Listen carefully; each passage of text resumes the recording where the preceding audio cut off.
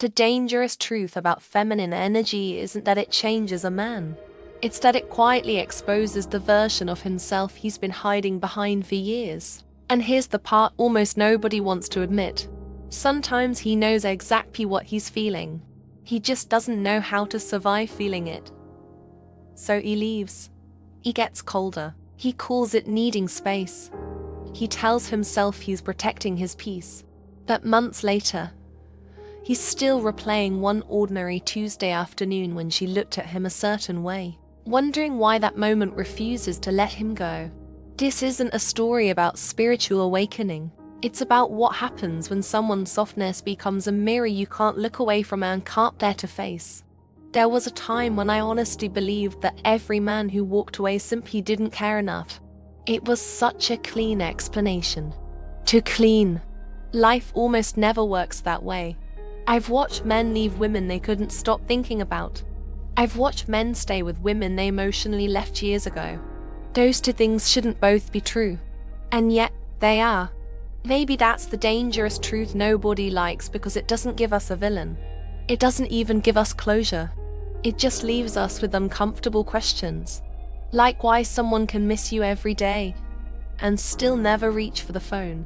Or why someone can crave intimacy so deeply that the moment it actually arrives, they begin searching for the nearest exit. I used to think that meant they were playing games. Sometimes they are. Sometimes they're immature. Sometimes they're selfish. Let's not romanticize that. That sometimes something much quieter is happening. Something they don't even have words for. I remember one night driving home after seeing someone I couldn't quite explain. Nothing dramatic had happened.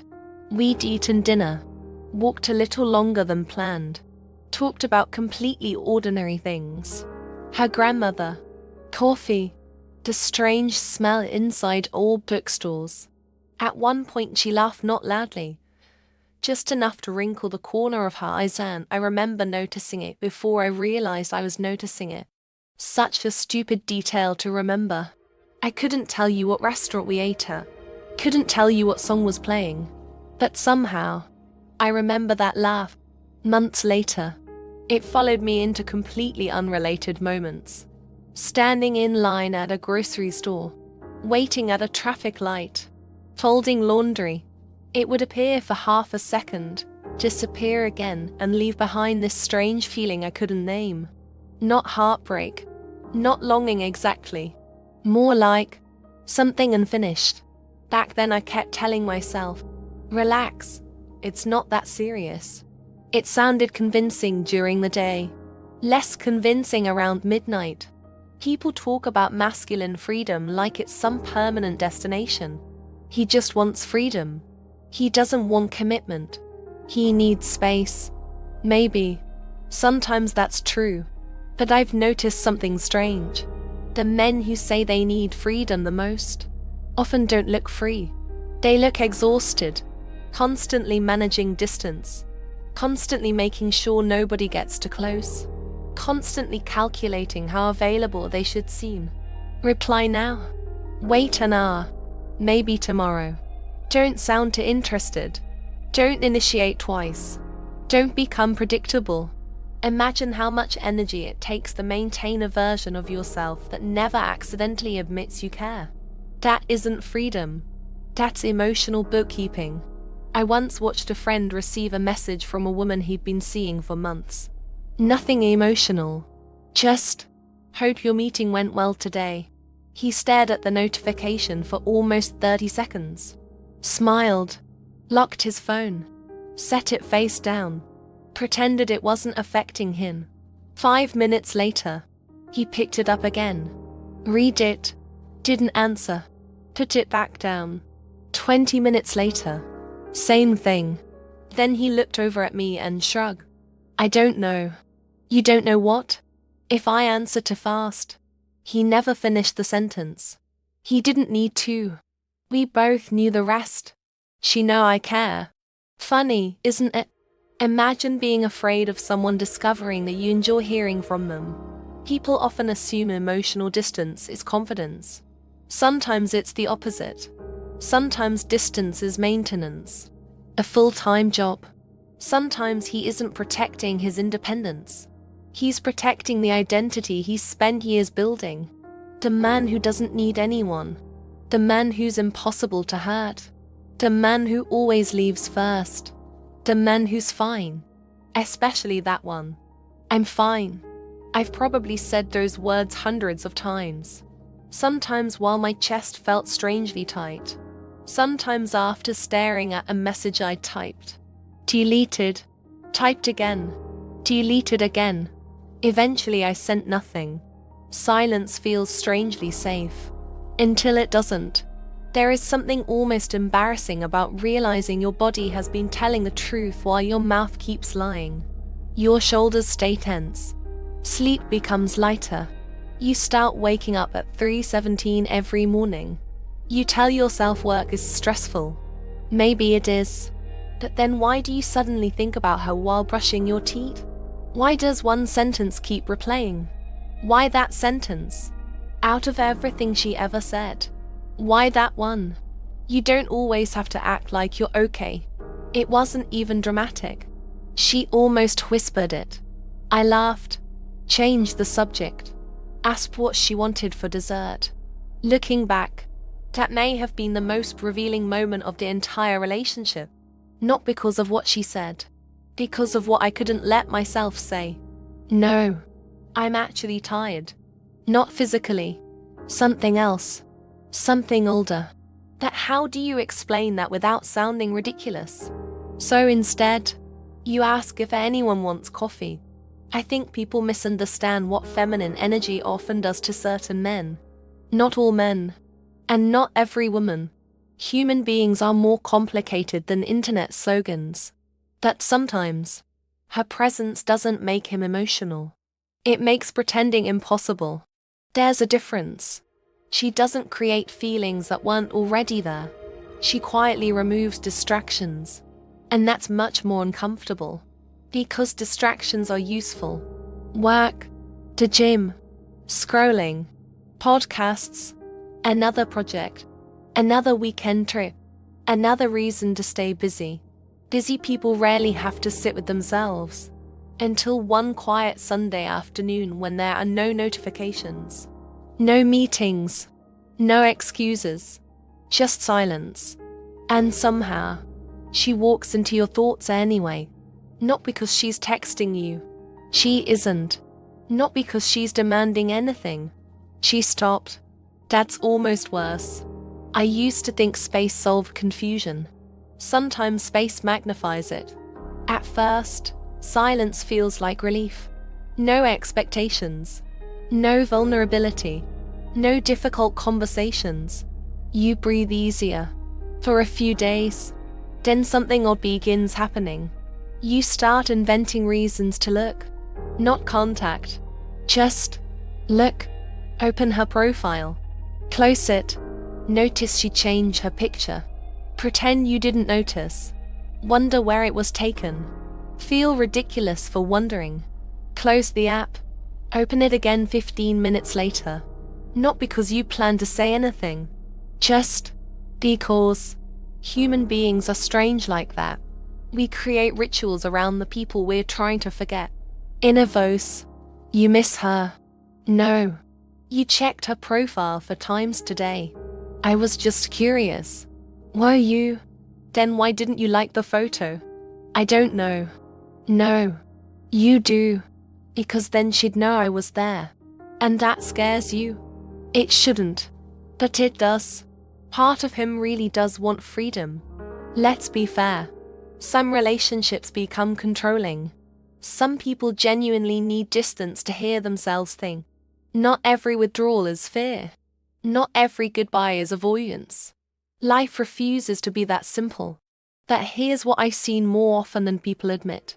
Sometimes what he calls freedom is actually relief from being seen too clearly. Because once someone sees you, really sees you, your old performance starts falling apart. You can't hide behind being the funny one forever, or the successful one, or the emotionally unavailable one, or the man who always jokes when conversations become real. She notices. Not loudly, Not accusingly, just quietly. And somehow, that quiet observation feels louder than criticism ever did. Because criticism can be argued with, recognition can't. Maybe that's why some men leave right when things start feeling real. Not because love isn't there, sometimes because it is. And love asks strange things of us. Not perfection, not constant romance, just honesty. The kind that doesn't let you keep pretending you're unaffected. That's terrifying if you've built your whole life around appearing untouched. So he calls it freedom. He says he needs space. He convinces himself he's protecting his peace. Maybe part of him believes it. Maybe part of him isn't lying at all. But another part, the quieter part, the one that only speaks when the house is dark and everyone else is asleep, keeps asking a question he spends months trying not to answer. Was I protecting my freedom? Double quotes. Or was I protecting the version of myself that never had to be vulnerable?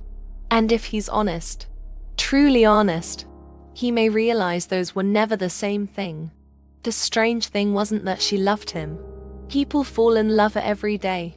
The strange thing was that she didn't seem desperate for him to love her back. At first, he mistook that for indifference. He actually wondered if she liked him at all. She didn't flood his phone with messages. She didn't post cryptic quotes hoping he'd notice. She didn't disappear just to make him chase. She wasn't performing confidence. She simply carried it, quietly. And for someone who had spent years learning relationships through emotional guessing games, that kind of calm felt almost suspicious. Because chaos was familiar, calm wasn't. I've noticed something about emotionally guarded people. Conflict makes sense to them. Mixed signals make sense. Hot and cold makes sense. But consistency almost feels dangerous. Because if someone keeps showing up, without demanding anything, without trying to control you, without forcing closeness, eventually you're left alone with one uncomfortable possibility. Maybe the problem isn't them. Maybe it's you. That realization doesn't arrive like lightning. It's much quieter. It slips into ordinary moments. He leaves work, checks his phone before starting the car. Nothing. For some reason, he feels disappointed. Then he immediately argues with himself. Good. It's better this way. He starts driving. 10 minutes later, he reaches a red light. Checks again. Still nothing. Why was he checking? He couldn't answer. If someone had asked him that afternoon, "Do you want her to text you?" he probably would have shrugged. "I don't really think about it." That would have been a lie. Not a malicious one. Just the kind we tell ourselves when the truth feels embarrassingly exposed. The funny thing is, he wasn't waiting for a message. He was waiting for evidence. Evidence that she still wanted him. Evidence that leaving the conversation unfinished hadn't changed anything. Evidence that she would reach across the distance so he wouldn't have to. Because as long as she kept moving toward him, he never had to ask himself whether he was capable of moving toward her. There's something almost addictive about being chased. Not because it feels romantic, because it postpones responsibility. If she's always the one reaching out, you never have to risk rejection. You never have to admit, "I missed you." Instead, you simply respond. Responding is easier. Responding feels safer. Initiating, that's different. Initiating exposes hope. Hope is vulnerable. I remember watching someone stare at the typing bubble on his phone. Just those 3 little dots. He smiled without realizing it. Actually smiled.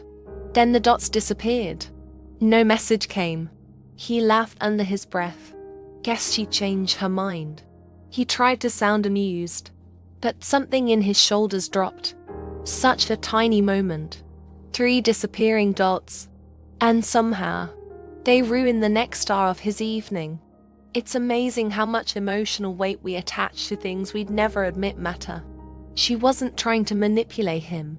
She was just living her life. She went to dinner with friends, posted a picture of the sunset, forgot to answer his message for a few hours because she was actually busy. Normal. Completely normal.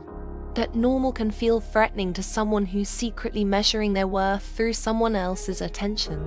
He didn't consciously think, she must be losing interest. It happened faster than language.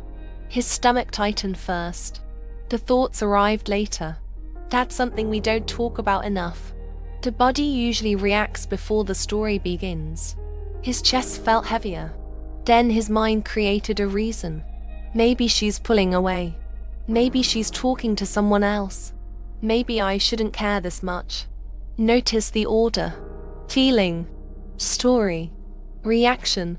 Most people think it happens the other way around. It doesn't. She never asked him to prove himself. That might have been the most unsettling part. Because he'd spent years preparing for women who demanded reassurance. Women who argued. Women who chased. Women who threatened to leave every other week. He knew how to function inside emotional storms. He had a role there. Fix it. Leave. Apologize. Withdraw. Repeat. This was different. She wasn't forcing anything. She wasn't asking where the relationship was going every Friday night. She wasn't counting who texted first. She wasn't trying to win. She was simply present. And presence has a strange way of exposing people who survive through emotional strategy. Inner voice. Why isn't she texting? I don't know. You could. I could. So why don't you? What if she's busy? So, what if she doesn't answer? And, what are you actually afraid of? A long silence. Then finally, what if she realizes I need her more than I thought? That sentence almost never gets spoken out loud. Not because it isn't true. Because it sounds childish. Maybe it is. But emotional fit often sounds younger than the person experiencing it. Sometimes a 40-year-old reacts with the emotional logic of the 16-year-old who once got laughter after admitting how he felt. The body remembers things the mind thinks it's forgotten. One evening he opened her profile. He didn't even realize he'd done it. Muscle memory. Scroll. Click. Look. She had uploaded pictures from a small cafe. Nothing glamorous. A cup of coffee. A crooked bookshelf. Rain outside the window. Someone else's hand holding a mug across the table. That last photo stayed with him. Not because he knew whose hand it was. He didn't. It could have been her sister. Her co-worker. A friend. His mind immediately chose the worst possibility. Funny how anxiety edits reality. He zoomed in. Actually zoomed in. Then laughed at himself. What am I doing? He closed the app. Walked into the kitchen. Opened the refrigerator. Didn't want anything. Closed it again. Walked back. Opened her profile one more time. As if the picture might explain itself now. None of this looked like confidence. But if you'd met him the next morning, you would have thought he was completely unaffected. He joked with co-workers. Answered emails. Went to the gym after work. Ordered takeout. Posted something funny on social media. Human beings become surprisingly functional while quietly falling apart. The irony is, she wasn't making him anxious. Reality was, she wasn't chasing him because she didn't believe love needed to be dragged forward by one person. If he wanted to come closer, he would. If he didn't, she couldn't force it. That kind of emotional steadiness often gets misunderstood as emotional distance. It isn't. It's self-respect. There's a difference. One says, I don't care. The other says, I care. But I won't abandon myself to convince you. Those sound similar from the outside. Inside, they're worlds apart. He kept waiting for the moment she'd panic. For the message that said, why are you acting different? Or, do you even want this? Or, please don't disappear. It never came. Days passed, then weeks. She still answered kindly. Still smiled when they spoke. still wished him well, but she stopped carrying the emotional weight for both of them. At first, he thought he'd won. More space, less pressure, exactly what he'd wanted. Right? Except something unexpected happened. Without her reaching toward him, the silence suddenly belonged to him too. There was no one left to blame. No one left creating movement. If nothing happened now, it wasn't because she pushed too hard. It was because neither of them moved. And that realization settled into him slowly, like rain soaking through a jacket. Not dramatic enough to notice immediately, just impossible to ignore after a while. One night he picked up his phone, typed, "How's your week been?" Read it twice, deleted it, typed, "Saw something today. It reminded me of you." Deleted that too. Finally he wrote, "Hope you're doing okay." His thumb hovered over the send button for almost a full minute. Then, he locked the phone, set it face down, walked away, as if not sending it somehow protected him. Protected him from what? From rejection? Maybe. From vulnerability? Probably. But also, from discovering something he wasn't ready to know. Because if she answered warmly, he'd have to admit he'd missed her. If she answered coldly, he'd have to feel the consequences of waiting too long. And if she didn't answer at all, he'd lose the comforting fantasy that she was still quietly waiting. So he chose a fourth option. Do nothing. People underestimate how often doing nothing is simply fear wearing ordinary clothes. The dangerous truth isn't that feminine energy makes a man chase. Sometimes it doesn't. Sometimes it simply stops chasing him. And in that silence, for the first time in years, he can hear the sound of his own unfinished feelings. Not because she demanded them, because she finally stopped carrying them for him.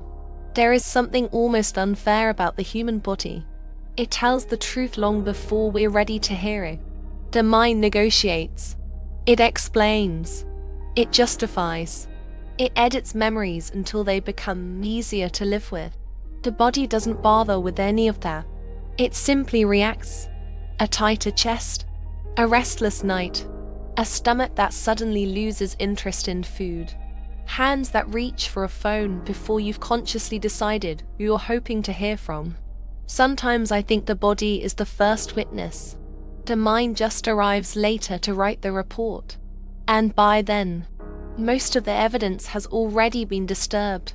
He told himself nothing had changed. He repeated it often enough that it almost sounded believable. I'm just busy.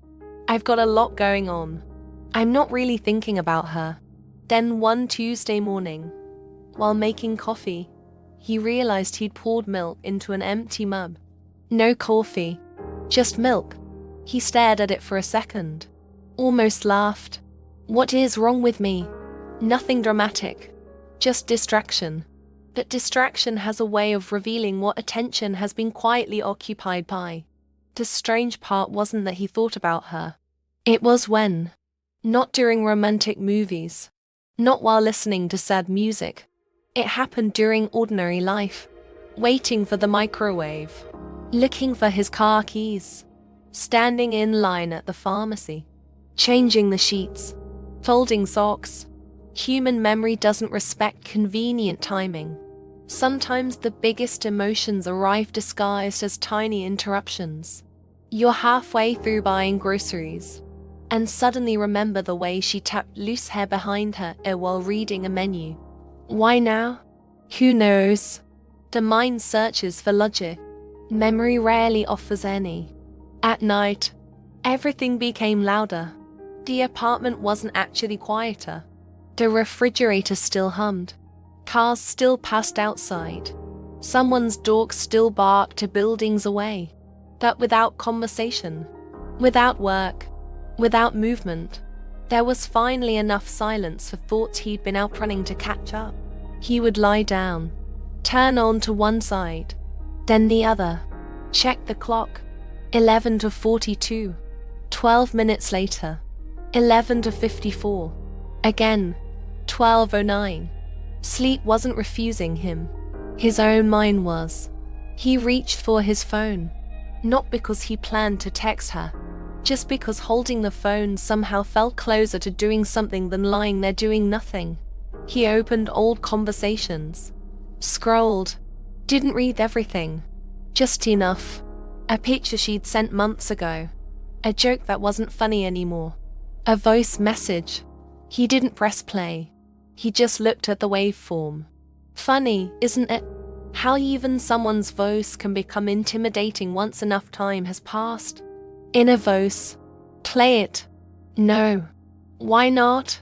I don't need to. You've opened it 3 times. I'm just deleting old messages. Then why haven't you deleted this one? Because some things stop being conversations. They become evidence. Evidence that someone once existed inside your daily life. Deleting them feels strangely permanent. Keeping them feels strangely hopeful. So you do neither. You simply leave them there. Frozen. Like a room in a house nobody enters anymore. His body kept making decisions before his mind approved them.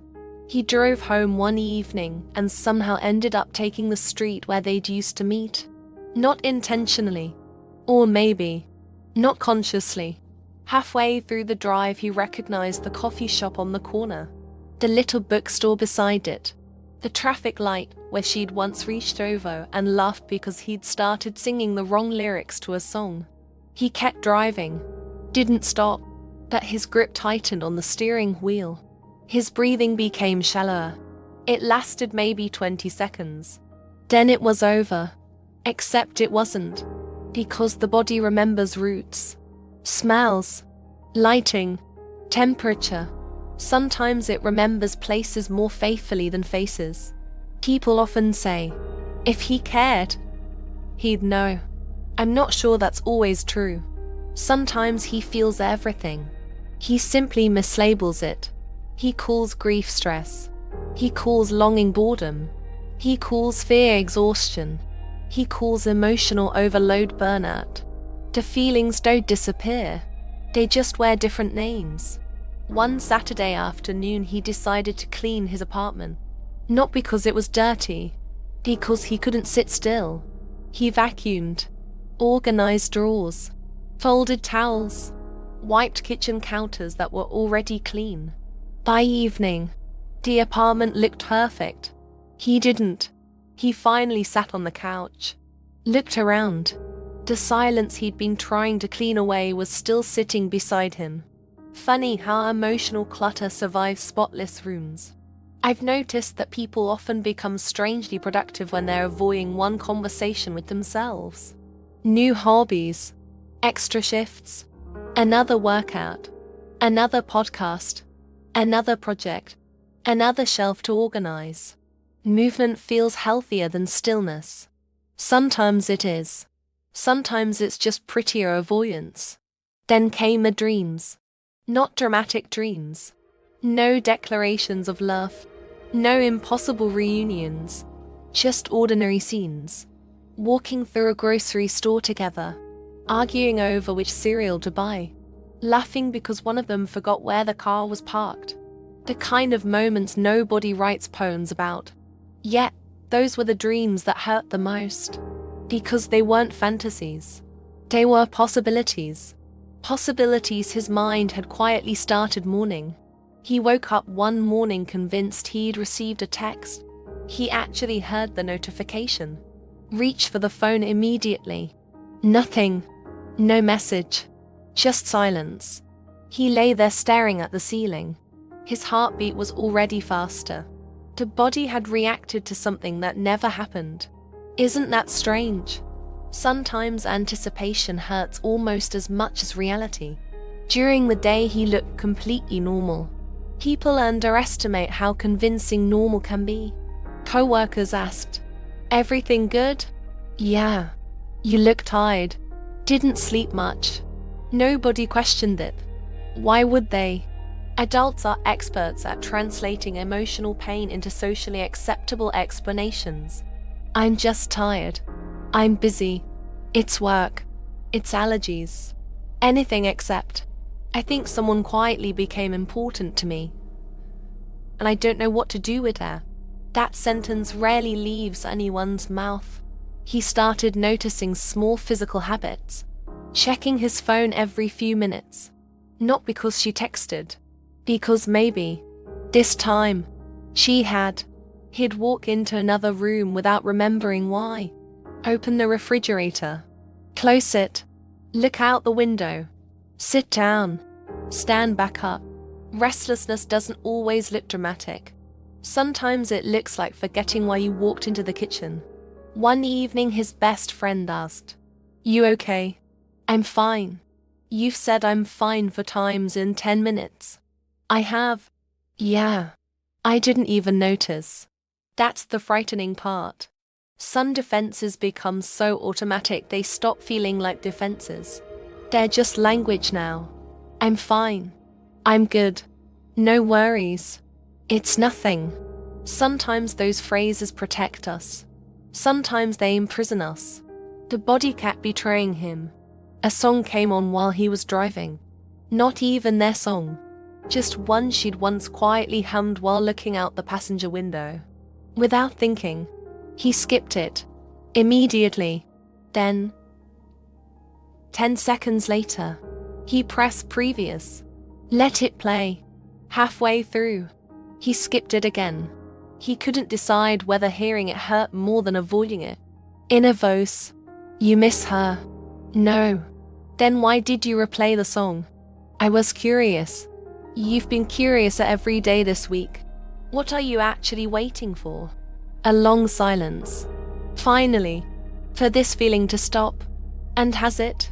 No. That's the thing about emotions you've postponed. They don't disappear because you ignore them. They simply stop asking politely. They start appearing everywhere. In songs, traffic lights, coffee shops, weather, certain perfumes, the way someone else laughs. You begin seeing traces of one person inside places they have never been. Not because they're haunting you, because your attention has quietly reorganized itself around their absence.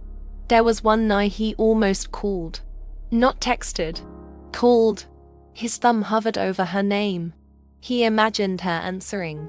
"Hello." What would he even say? "I've been thinking about you." Too honest. "I just wanted to check in." Too rehearsed. "I don't know why I'm calling." Closest to the truth. He stared at the screen until it went dark. Then locked the phone. Set it on the table. Walked outside instead. The air was cool. Almost cold. He stood there for several minutes doing absolutely nothing. Sometimes doing nothing feels enormous. People often imagine emotional realization as one powerful breakthrough. A dramatic moment. Tears. Confessions. Grand speeches. Life is usually quieter than that. Realization often arrives disguised as physical exhaustion. You stop fighting feelings not because you've become brave, but because you're simply too tired to keep arguing with your own heart. And maybe that's what nobody tells you. The body doesn't care how convincing your excuses are. It doesn't care how carefully you've maintained your distance. It doesn't care how many times you said, "I'm over it."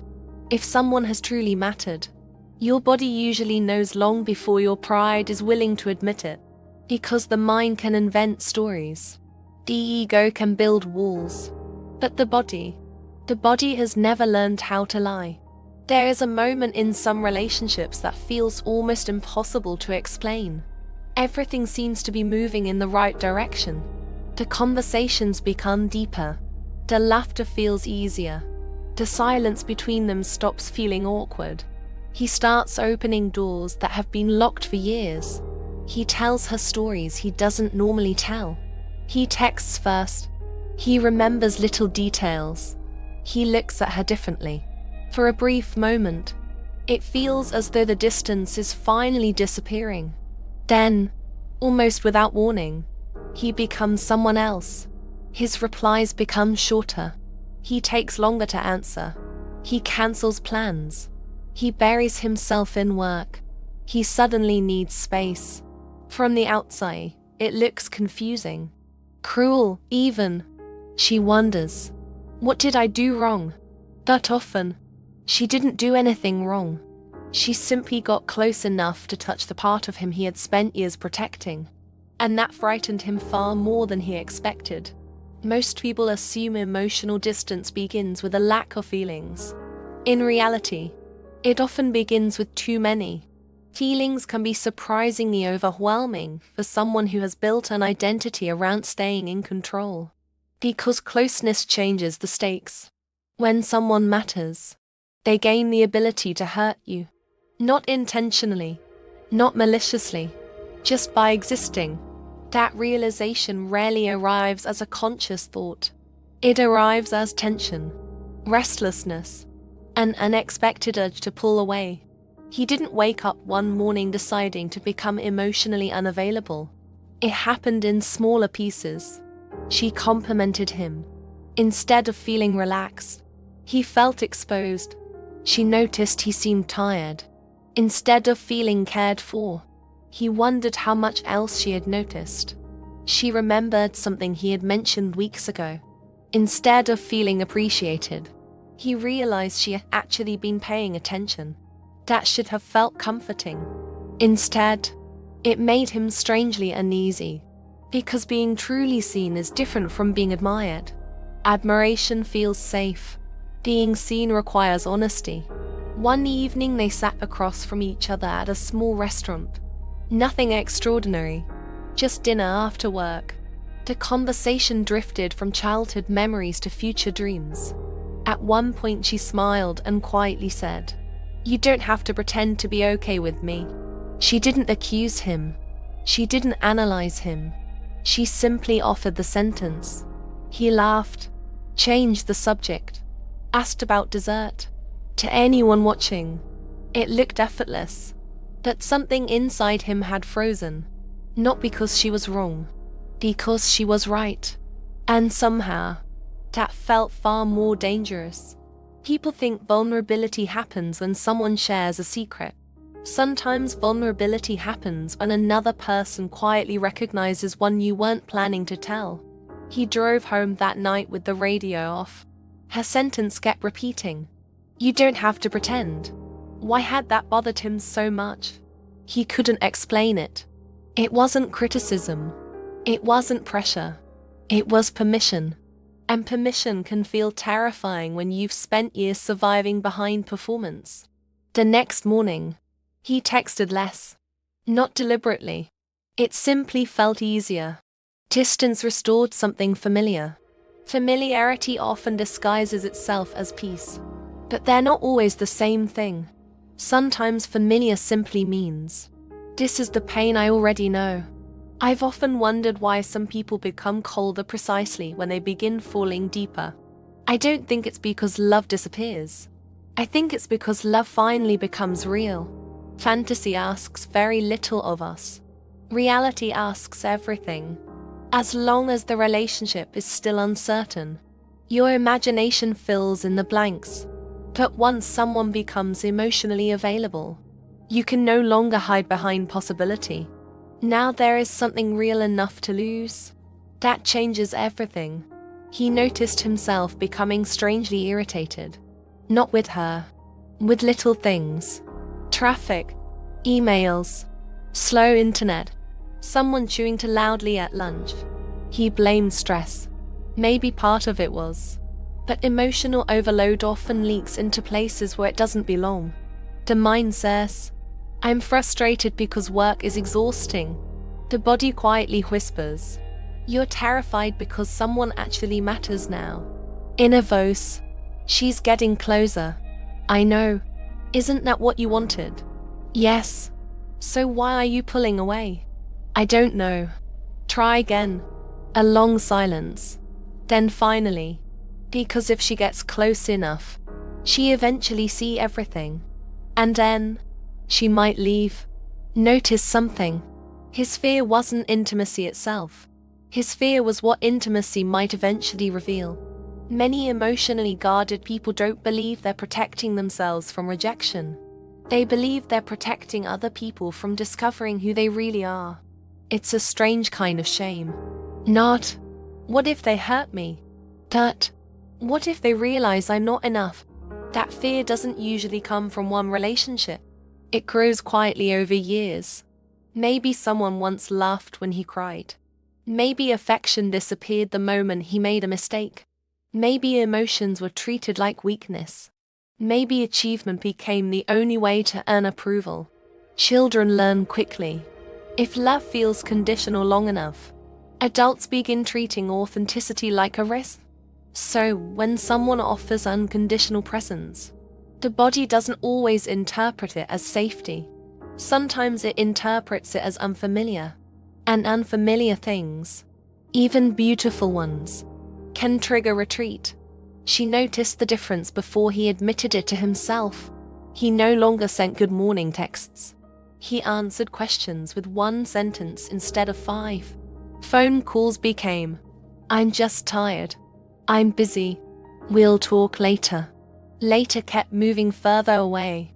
At first she worried. Then she reached out a little more.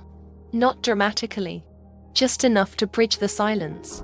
He appreciated it, secretly, but every extra step she took somehow increased the pressure he already felt. It's difficult to explain unless you've lived it. The more kindness she offered, the more guilty he became for struggling to receive it. One afternoon she asked, "Is everything okay between us?" There it was, the question he'd been hoping to avoid. He could have answered honestly, "I think I'm scared. I think this matters more than I expected. I don't know how to let someone care about me." Instead, he chose the sentence he'd been practicing his whole life. "I've just got a lot going on." Technically, that wasn't a lie. Emotionally, it hid everything. Later that evening he replayed the conversation while washing dishes. Funny how regret often appears during ordinary chores.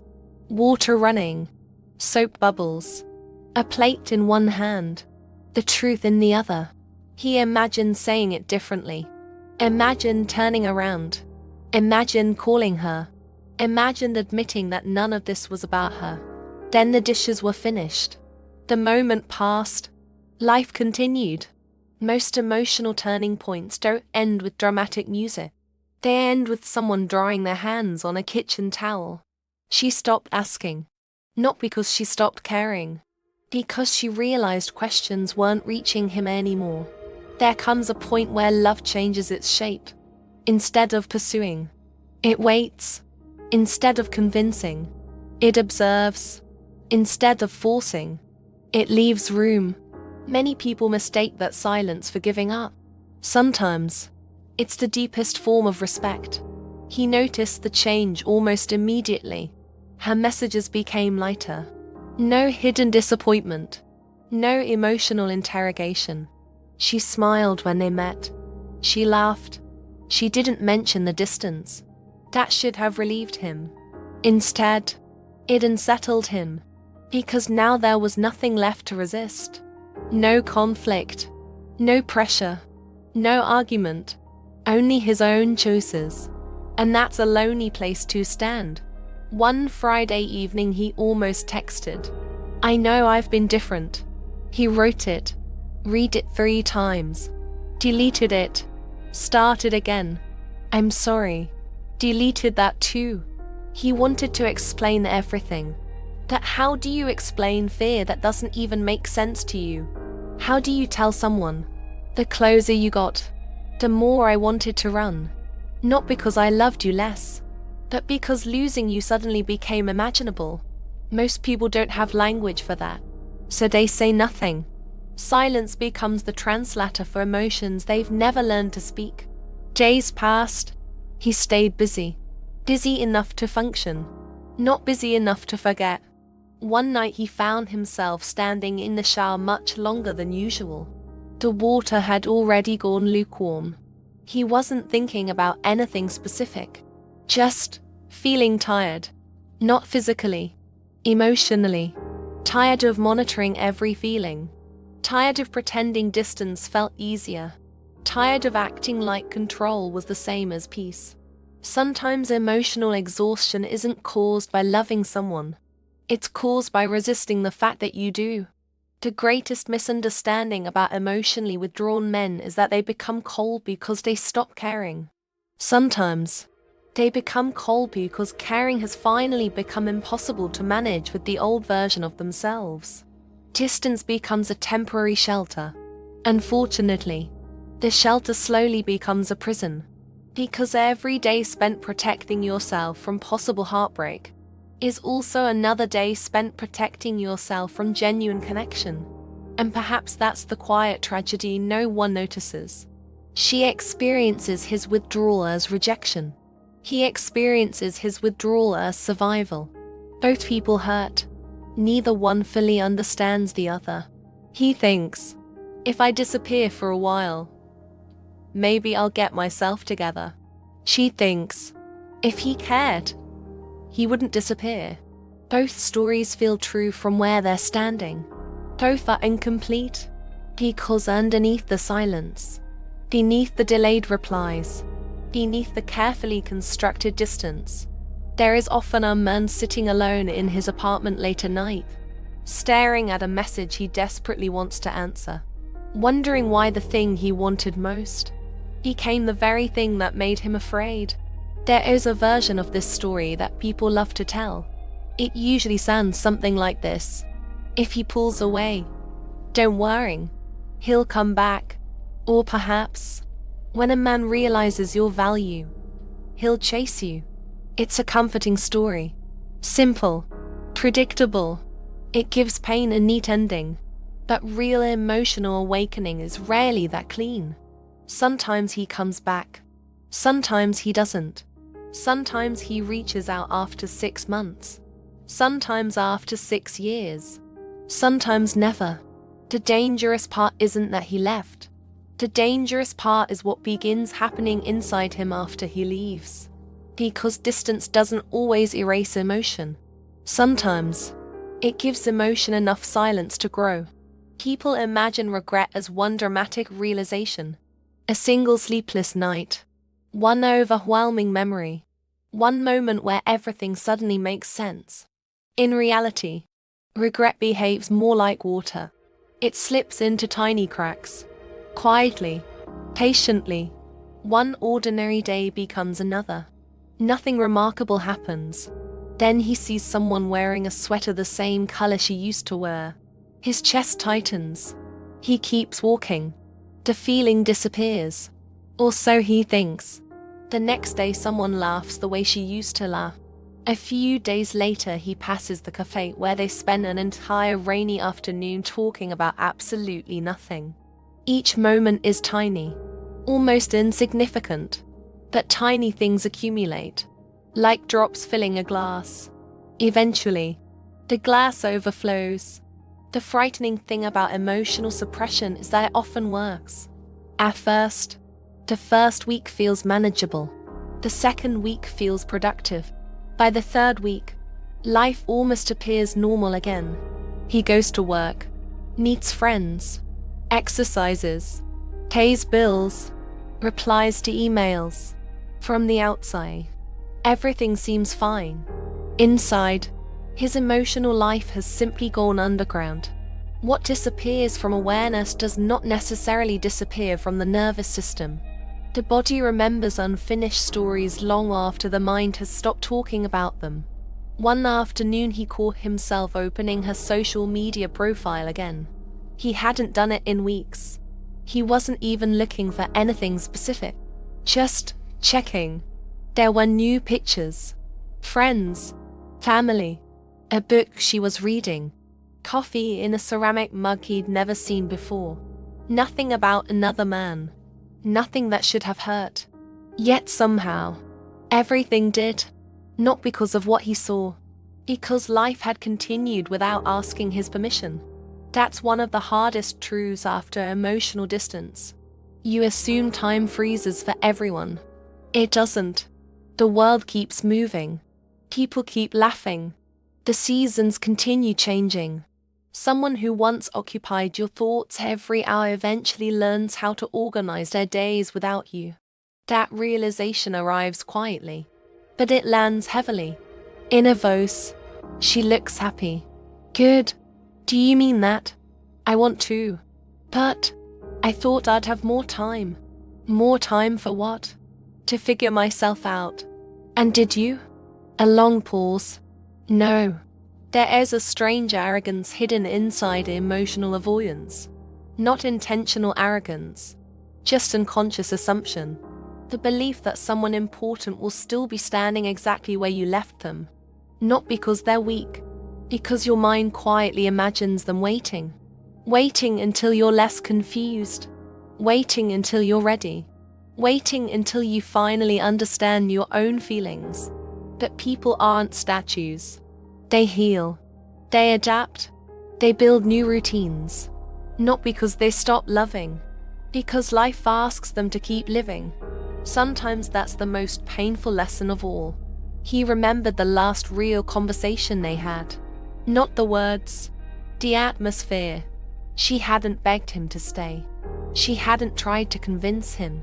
She simply looked tired, emotionally tired.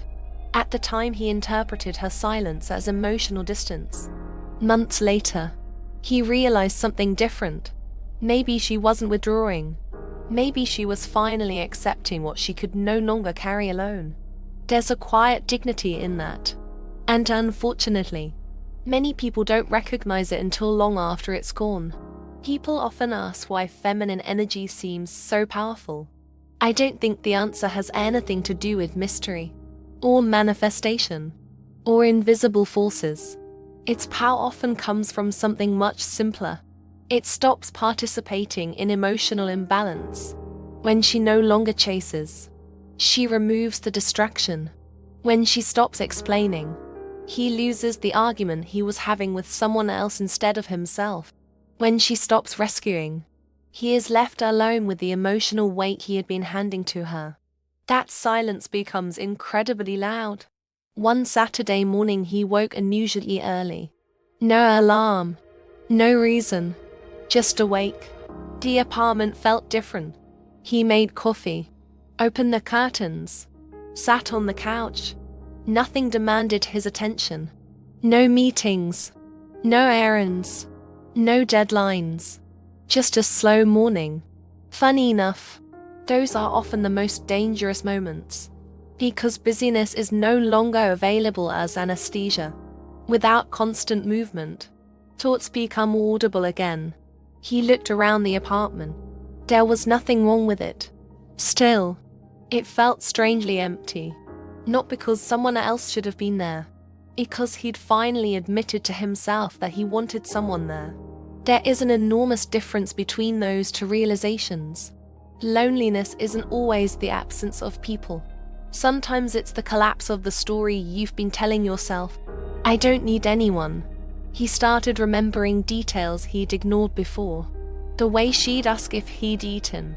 The extra 5 minutes she'd wait after saying goodbye, because she somehow sensed he wasn't ready to hang up. How she'd notice when he became quiet without demanding an explanation. Those moments had seemed ordinary then. Now they felt priceless. Psychologists sometimes call this emotional updating. The brain continually changes how it values past experiences.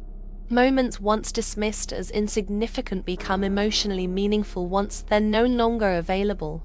It's one reason loss often feels larger in hindsight than it did in real time. He wondered whether she'd noticed how scared he'd actually been. Probably not. Fear doesn't always look frightened. Sometimes it looks irritated, detached, distracted, busy. People rarely recognize avoidance as anxiety. Even the person experiencing it often mistakes one for the other. One evening his friend asked, "So, whatever happened with that girl?" He shrugged. "It just didn't work out." His friend nodded. Conversation moved on. Football, work, vacation plans. But the answer stayed with him. It just didn't work out. How convenient. 4 words. Enough to end the conversation. Not enough to tell the truth. The truth was messier. It wasn't that it didn't work. It was that he became overwhelmed by the possibility that it actually could. And instead of learning how to stay, he protected himself by creating distance. Those are very different stories. There is another dangerous part nobody talks about. Awareness doesn't automatically create action. Realizing you've made a mistake isn't the same as repairing it. He understood more now than he ever had before. He could identify his avoidance, name his fears, recognize his patterns. Yet, every time he considered reaching out, his body reacted exactly as it had months earlier. Tight chest, dry throat, racing thoughts. Awareness had arrived. Courage had not. People often underestimate how difficult change becomes once a defense mechanism has protected you for years. You don't simply decide to become emotionally open. You have to survive feeling emotionally exposed. Again and again, until your nervous system finally believes you're safe. He opened their old conversation one last time. Scroll to the beginning. Read messages he'd forgotten existed. There they were. To strangers slowly becoming familiar. Inside jokes. Good morning texts. Pictures of sunsets. Random complaints about work. Voice notes full of laughter.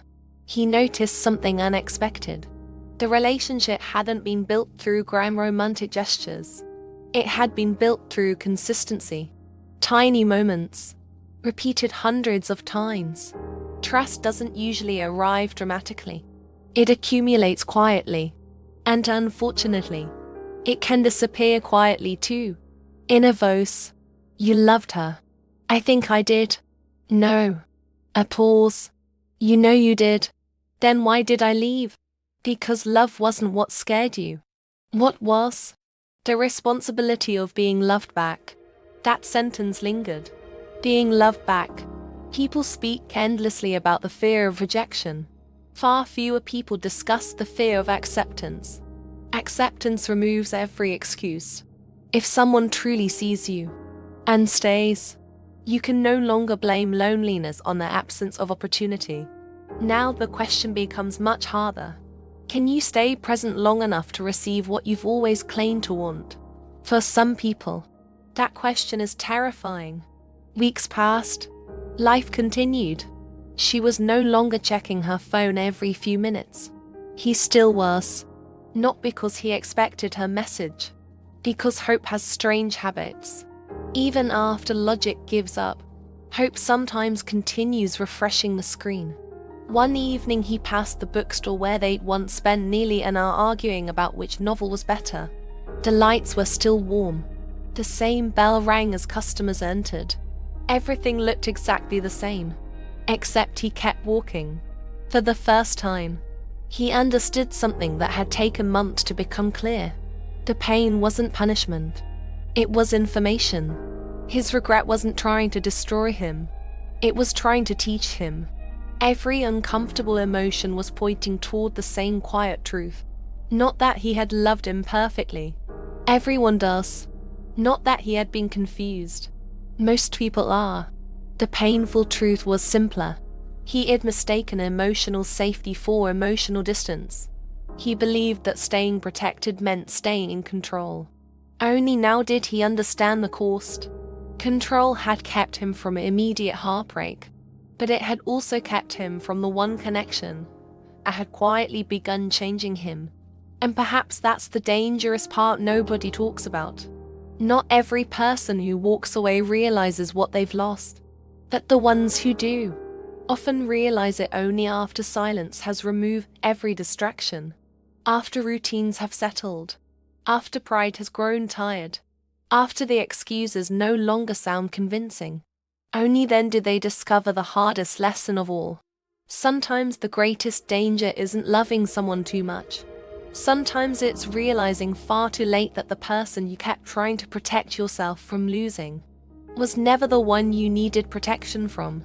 The only thing standing between you and the life you wanted was the version of yourself that believed love was something to escape rather than something brave enough to remain inside. People often say, he just wasn't emotionally available. Or, He didn't know what he was feeling. Sometimes that's true. But there is another possibility that rarely gets discussed. What if he knew exactly what he was feeling? And that was precisely the problem.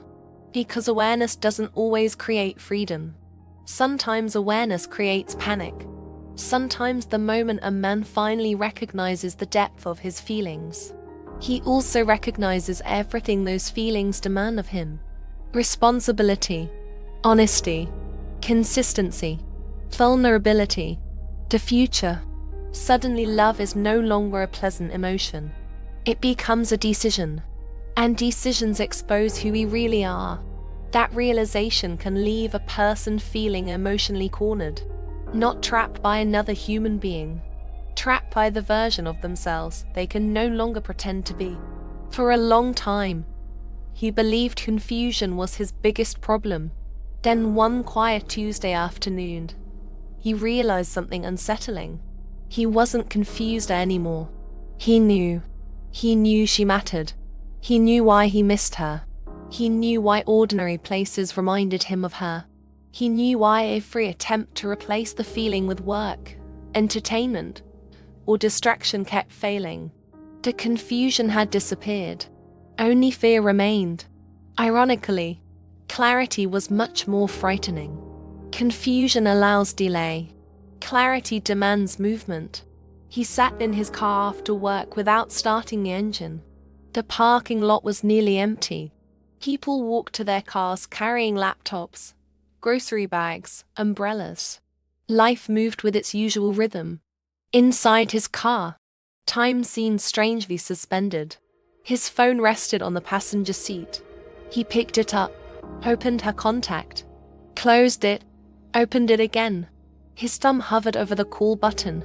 His heart began beating harder.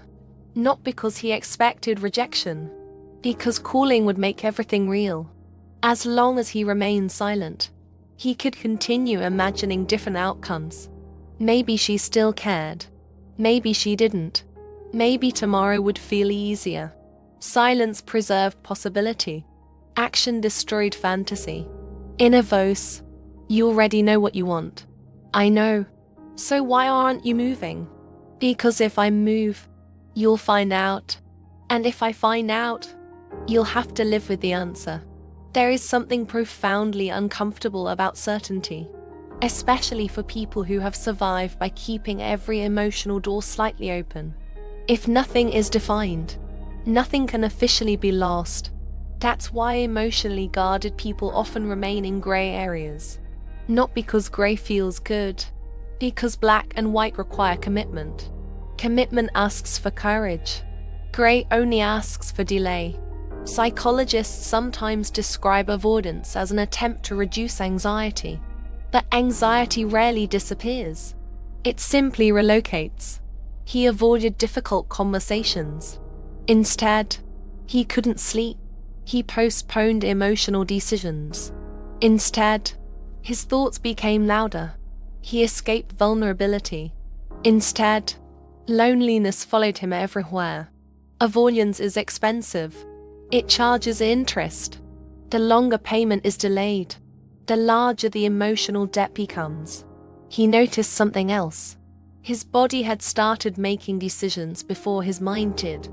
At the grocery store, he automatically reached for the tea she liked. Halfway to the checkout, he realized he lived alone. He quietly put it back. At work, he almost sent her a funny picture during lunch. Only after unlocking his phone did he remember they hadn't spoken in weeks. Driving home, he found himself slowing down near the street where she lived. Not intentionally. Habit had become muscle memory. The body is incredibly loyal to emotional routines. Even after relationships end, the nervous system sometimes continues behaving as though connection still exists. One evening he received a message from a friend. "We're all meeting tonight. Come out." Normally he would have said yes immediately. Instead, he stared at the message for several minutes. The idea of being around people felt exhausting. Not because he disliked them, because pretending everything was fine required energy he no longer had. Eventually he replied, "Maybe next time." He stayed home, cooked pasta, watched half a movie without following the plot, folded laundry, checked the weather for no reason, opened the refrigerator 3 different times without taking anything out. Sometimes emotional cornering doesn't look dramatic. It looks like a man wandering around his apartment trying to outrun thoughts that keep meeting him in every room. The dangerous thing about emotional pressure is that it narrows perception. When we're cornered psychologically, the brain begins searching for escape routes instead of solutions. That explains why some people suddenly immerse themselves in work. Others travel constantly. Some begin new relationships before grieving the old one. Others become obsessed with fitness, productivity, or endless self-improvement. None of those things are inherently unhealthy. The question is simple. Are they moving towards something or away from something? Movement and escape can look identical from the outside. Only the person living it knows the difference. Weeks earlier, someone at work had asked, "So, are you seeing anyone?" He smiled politely. "Not really." The conversation ended there. Yet, the question lingered all afternoon. Not because he wanted a relationship with someone new, because he realized he'd been answering the wrong question. The issue wasn't whether he was seeing someone. The issue was why he couldn't stop seeing her, even in her absence. He remembered the afternoon she looked at him and quietly said, "I don't need you to be perfect." At the time, he'd nodded, barely listening. Months later, those words returned with surprising force. He finally understood why they had unsettled him. Because he'd spent most of his life believing love had to be earned through perfection, achievement, strength, reliability, control. If someone loved the version of him that struggled, the entire belief system he'd built his identity upon began falling apart. Sometimes healing doesn't feel peaceful. Sometimes it feels like demolition. One rainy evening, he found an old receipt tucked inside the pocket of a jacket. A bookstore, 2 coffees, 1 blueberry muffin. The date surprised him. Nearly a year had passed. He laughed softly, not because it was funny, because something so small had survived longer than the relationship itself. He almost threw the receipt away. Instead, he folded it carefully and slipped it back into the pocket. Not because he wanted to stay stuck, because grief has strange rituals.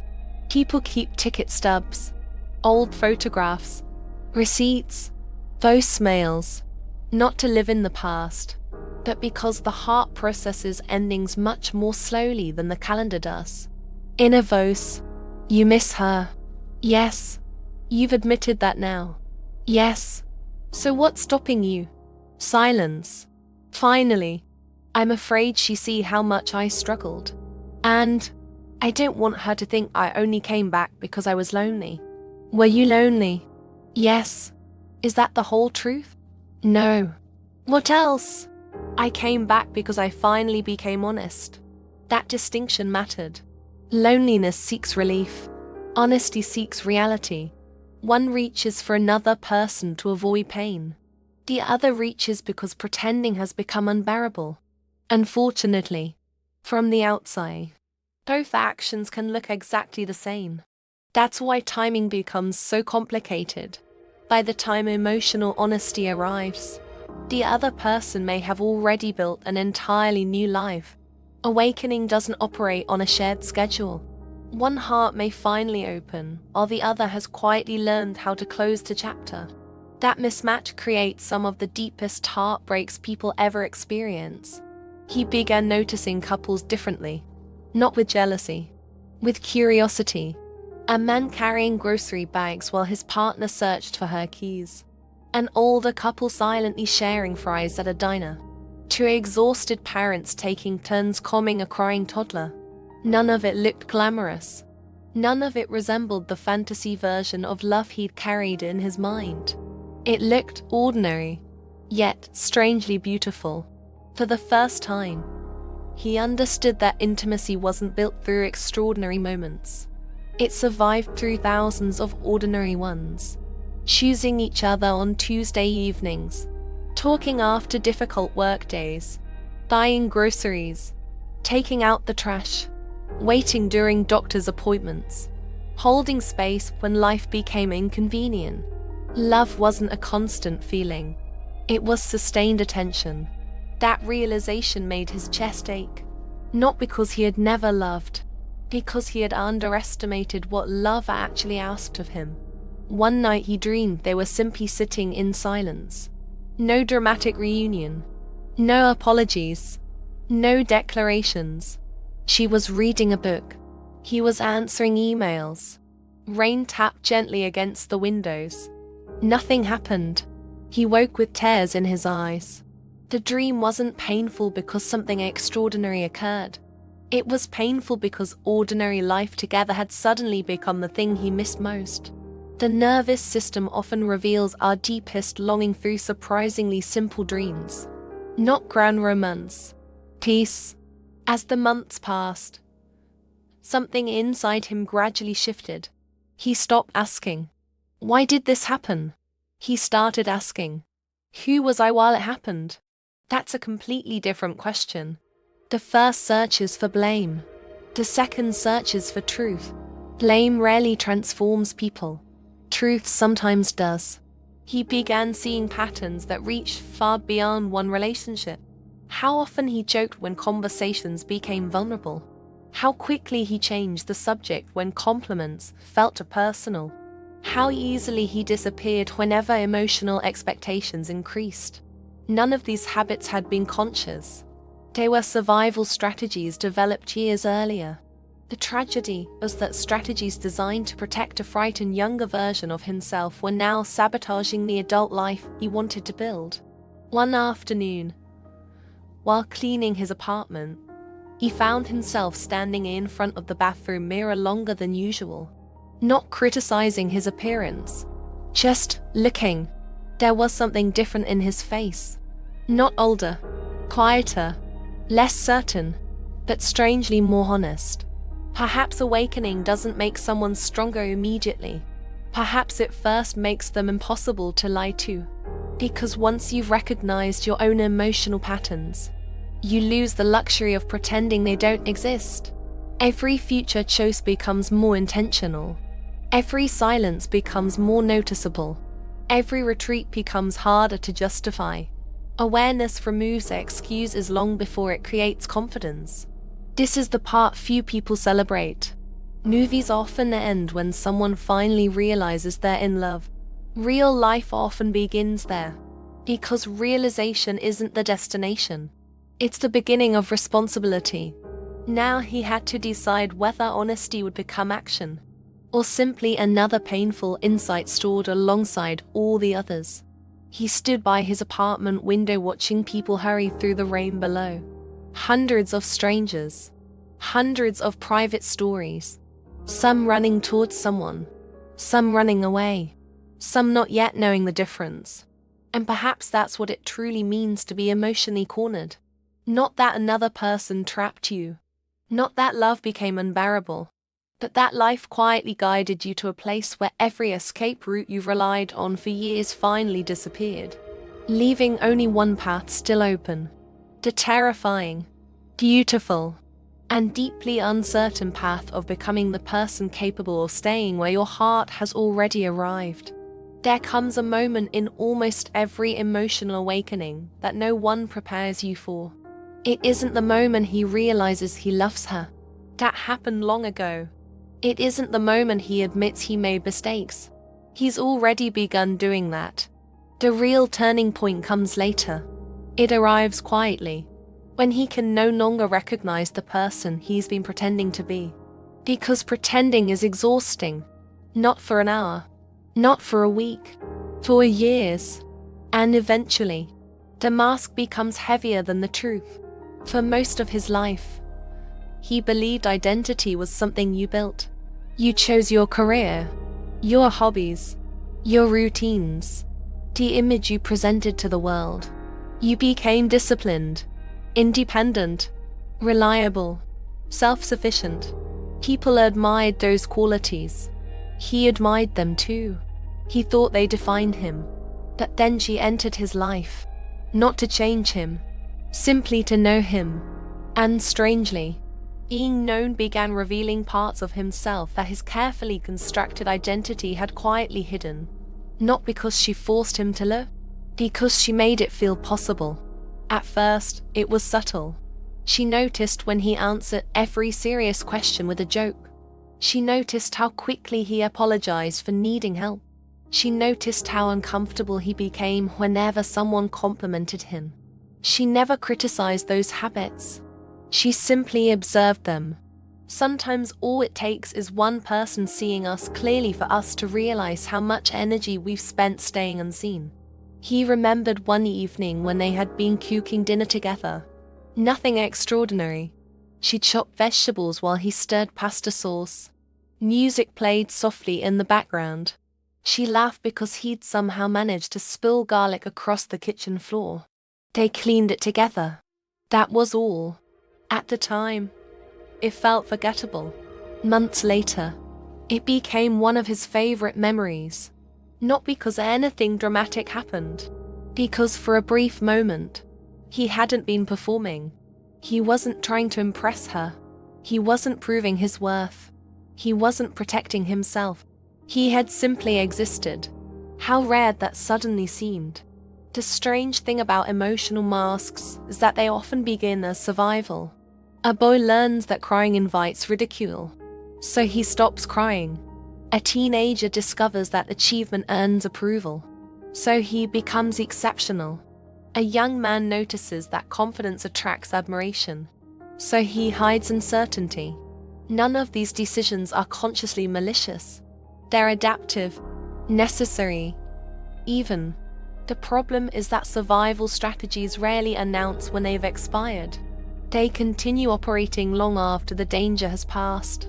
The armor remains, even after the battlefield disappears. One morning he arrived early at work. The office was nearly empty. Sunlight filtered through the windows. He sat at his desk with coffee growing cold beside him. His computer screen reflected his face before it finished booting. For several seconds, he simply stared, not at his appearance, at his expression.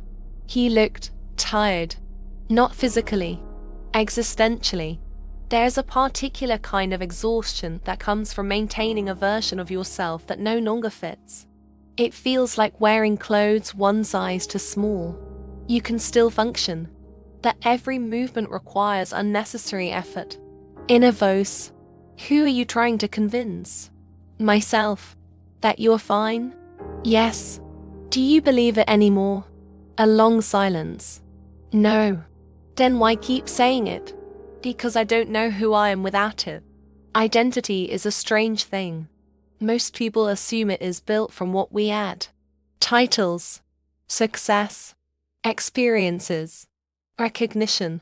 But sometimes identity changes through subtraction, removing the habits that no longer belong, the defenses that once protected us, the stories we've repeated so often they began sounding like truth.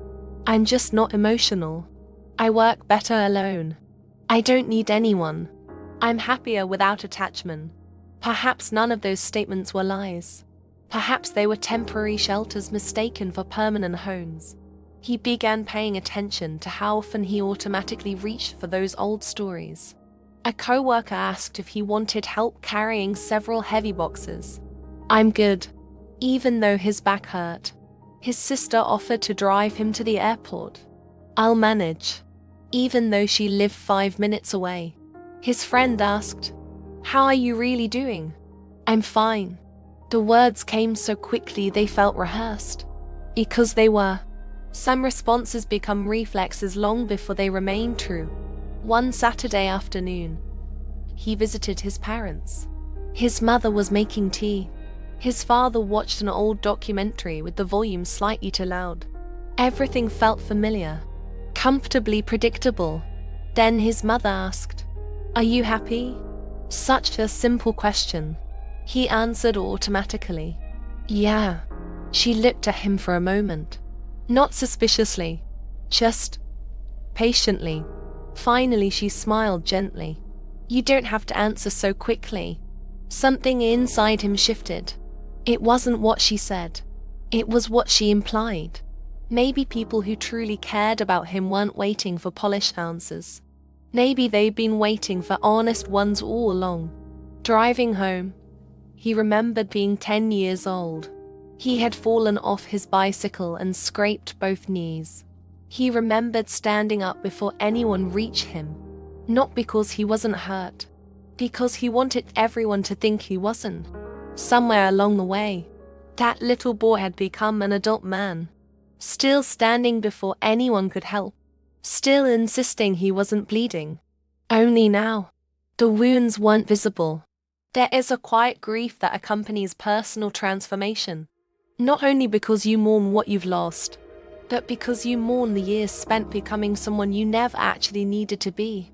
He thought about every conversation where he'd hidden his feelings. Every relationship where he'd left before things became too serious. Every opportunity to trust that he'd quietly abandoned. How much energy had gone into maintaining control? How many versions of intimacy had he sacrificed simply to avoid uncertainty? The questions weren't meant to punish him. They were invitations. Painful ones, but invitations nonetheless. One evening he decided to clean out an old closet. Boxes stacked on shelves. Old notebooks. Receipts. A broken watch. College textbooks he hadn't opened in years. At the bottom sat a cardboard box labeled important. He smiled ironically. Inside were old certificates, awards, performance reviews, letters of recommendation, evidence of success. He spread them across the floor. Every document proved something. Disciplined, reliable, professional, competent, responsible. Yet none of them answered the question quietly growing inside him. Who are you when nobody needs you to perform? He sat there for nearly an hour, surrounded by achievements, feeling strangely empty. Not because success lacked meaning, because he'd mistaken accomplishment for identity. Inner voice, you've spent years becoming someone impressive. I know. But were you becoming someone peaceful? Silence. No. Did you ever ask yourself why? I thought they were the same thing. They're not. That realization stayed with him. Society often celebrates external competence. Less attention is given to internal safety. Can you receive love without questioning it? Can you express fear without shame? Can you disappoint someone without abandoning yourself? Can you stay during uncomfortable conversations? These are different kinds of strength. Invisible strengths. No certificates exist for them. Yet relationships are built almost entirely upon them. A few weeks later, he ran into an old friend. Someone who had known him for nearly 15 years. After talking for a while, his friend laughed. You've changed. He smiled. How? You paused before answering now. He hadn't noticed. His friend continued. You used to have an answer for everything. What if I don't anymore? His friend shrugged. Honestly, I think I like this version better. That sentence echoed all evening. Perhaps certainty had never been his greatest strength. Perhaps curiosity was becoming one. The more honest he became, the more complicated life felt. Ironically, it also felt lighter. He no longer had to remember which version of himself different people expected. He no longer felt obligated to appear unaffected. Some days he still missed her intensely. Other days he smiled genuinely. Both realities could exist simultaneously. Healing wasn't replacing sadness with happiness. It was making room for both. He started writing in a notebook before bed. Not profound reflections, just observations. Today I almost called. Today I admitted I was lonely. Today I didn't pretend to know the answer. Today I accepted help carrying groceries. Tiny entries, almost boring. Yet reading them weeks later, he noticed something. None of the changes were dramatic. Transformation rarely announces itself. It accumulates through ordinary moments repeated consistently. The person we become is usually shaped by the smallest decisions nobody applauds. He thought about her less often now. That realization surprised him. Not because he loved her less, because he was finally becoming someone capable of loving without needing the other person to carry the entire weight of his emotional life. Missing her had begun teaching him something deeper than reunion. It was teaching him responsibility. Not responsibility for the relationship alone. Responsibility for himself. For years, he had unconsciously expected love to rescue him from his own emotional distance. Now he understood something different. No relationship can permanently save someone who refuses to meet themselves honestly. Love can invite transformation. It cannot complete it for you. One rainy evening, you walked through the same neighborhood where they'd once spent hours talking. The cafe was still there. The bookstore. The small flower shop on the corner. Nothing had changed. Everything had changed. He paused outside the cafe window. A young couple sat laughing over coffee. They reminded him of who they had once been. For a moment, he imagined walking inside, sitting at the same table, starting over. The fantasy felt warm. Then it quietly dissolved. Not because hope had disappeared, because he understood something important.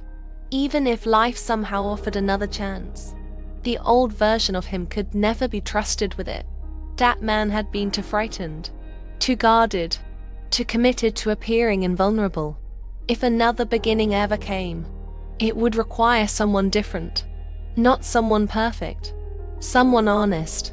The greatest misconception about awakening is that it gives you answers. More often, it removes illusions. You stop believing that independence means emotional isolation. You stop confusing avoidance with peace. You stop calling fear by more respectable names. You stop performing certainty when you're actually searching for truth. And perhaps the hardest illusion to surrender is the one about yourself. The identity you've defended for years. The competent one. The detached one. The one who never needs reassurance. The one who always leaves first. Eventually, life becomes impossible to live inside that costume. Not because someone tears it away, because your own heart quietly outgrows it. That night, before going to sleep, he stood once more in front of the bathroom mirror. The reflection looked familiar, yet different. There were still unanswered questions, still regret, still uncertainty, still hope. But there was one thing he could no longer deny. The man staring back at him wasn't the man who had first walked away. Not because suffering had magically improved him, not because loss had made him wiser overnight, but because pretending had finally become more painful than telling the truth. And perhaps that is where every real awakening begins. Not when another person changes your life, not when fate intervenes, not when love arrives, but in the quiet moment when you finally meet the version of yourself you've been running from for years. And instead of turning away once again, you choose to remain. Because sometimes the most important relationship you will ever rebuild is the one between the person you pretended to be and the person you were quietly becoming all along. There is a moment that almost every emotionally unbalanced relationship eventually reaches. It doesn't happen during an argument. It isn't announced through dramatic words. There are no slammed doors. No final speeches. No desperate ultimatums. Instead, it arrives quietly. So quietly that the other person often doesn't recognize it until much later. It is the moment she finally lets go. Not because she stopped loving him, because she finally stopped abandoning herself. And those are two very different things. People often imagine letting go as an act of emotional detachment. As if someone simply wakes up one morning and decides they no longer care. Real life is rarely that simple. Most people let go gradually. One unanswered message at a time. One lonely evening at a time. One postponed conversation at a time. One broken promise at a time.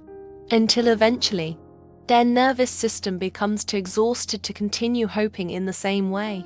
The heart doesn't always stop loving first. Sometimes it simply becomes too tired to keep waiting. She didn't wake up one morning feeling empowered. She woke up feeling empty. She stared at her phone before getting out of bed. For months, every vibration had carried possibility. Maybe today. Maybe this message. Maybe he finally understands. That morning, the phone remained silent. Oddly enough, so did her anxiety. She noticed the difference immediately. The silence hurt less than the waiting had. That realization frightened her. Not because she wanted to stop caring, because she realized something inside her already had. At work, she laughed with co-workers. Not fake laughter, real laughter. She caught herself smiling at a ridiculous joke during lunch. For a brief second she felt guilty. How could she laugh while still loving someone she couldn't have? Then another thought quietly appeared. Perhaps healing doesn't betray love. Perhaps healing simply refuses to betray yourself any longer. People misunderstand feminine surrender. They imagine it means giving up, accepting defeat, walking away because love wasn't strong enough. Psychologically, something much more profound is often happening. She stops trying to control what she cannot control. She releases the exhausting responsibility of managing another person's emotional readiness. She accepts that love cannot be negotiated into existence. Presence cannot be begged for. Safety cannot be argued into someone else's nervous system. And strangely, that acceptance creates space for her own life to begin again. One evening she opened their old conversation. Months of messages, tiny moments, inside jokes, voice notes, plans they'd once made. She scrolled slowly, not searching for evidence, simply remembering. She noticed something she'd never seen before. In the beginning, their conversations flowed naturally. Questions, curiosity, playfulness. Later, she had become the one maintaining momentum, starting conversations, checking in, repairing misunderstandings, explaining herself, encouraging openness, trying to create connection almost by herself. She closed the chat, not angrily, just gently. Sometimes clarity doesn't arrive because something new happens. It arrives because you're finally able to see what has always been there. In a voice. So that's what happened. Yes, you carry both people. I tried. Why? I thought love meant not giving up. And what does love mean now? A long pause. It means to people walking, not one dragging the other. That answer didn't erase her sadness. It changed its direction. Instead of asking, why wasn't I enough? She began asking, why did I believe I had to earn what should have been freely given? Questions shape healing. The wrong question keeps wounds open. The right question slowly changes identity. Saturday mornings had always been the hardest. That was when they usually talked for hours. Now the apartment felt unusually quiet. She made coffee, opened the windows, watered the plants, folded laundry. The ordinary rhythm of life continued. For months, ordinary moments had felt unbearable because they reminded her of absence. Now, they began reminding her of herself. She rediscovered little preferences she'd forgotten. The music she actually liked. The breakfast she enjoyed. The books she'd postponed reading. The long walks she'd stopped taking because she'd spent those evenings waiting for messages. Sometimes healing looks incredibly ordinary. It looks like remembering who you were before your emotional world began revolving around another person's uncertainty. There is an important psychological shift that often occurs during recovery. Early on, the mind asks, how do I make them come back? Later it asks, why did I disappear while waiting? The first question focuses outward. The second begins reclaiming the self. That shift changes everything. Weeks passed, She noticed she no longer checked his social media first thing every morning. Not because she'd forced herself to stop, because the habit had quietly dissolved. Habits built from anxiety eventually weaken when anxiety is no longer constantly fed. Healing isn't always discipline. Sometimes it's simply the nervous system discovering safety elsewhere. One afternoon she met an old friend for coffee. Halfway through the conversation, her friend asked, "So, how are you really?"